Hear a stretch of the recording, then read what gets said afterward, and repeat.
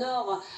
Kidal est désormais entre les mains des rebelles Touaregs. Le FLA annonce un accord qui permet aux soldats russes de l'Africa Corps de se retirer de cette ville. Alliés aux djihadistes, les Touaregs ont mené pendant le week-end une série d'attaques d'ampleur contre les positions de la junte. Pour le pouvoir malien qui, pour le moment, reste silencieux, c'est un coup dur. Regardez.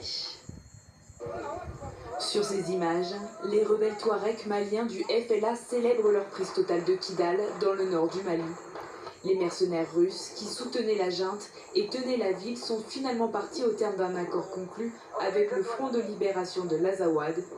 La junte ne contrôle plus la ville.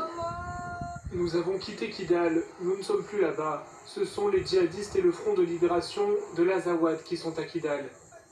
Dimanche pourtant, face à la revendication du contrôle de Kidal par les rebelles, le chef d'état-major de l'armée parlait seulement d'un repositionnement de ses troupes à une centaine de kilomètres de la ville.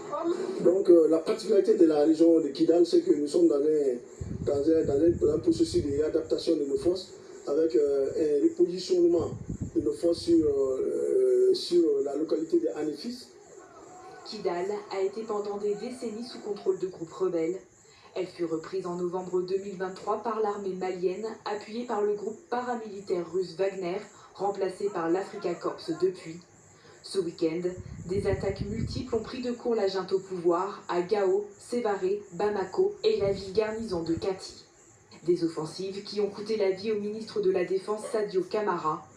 Le général Assimi Goïta n'a lui pas été vu depuis le début des hostilités, mais serait selon les autorités en lieu sûr. La junte est depuis très affaiblie, son avenir dans le pays devient incertain.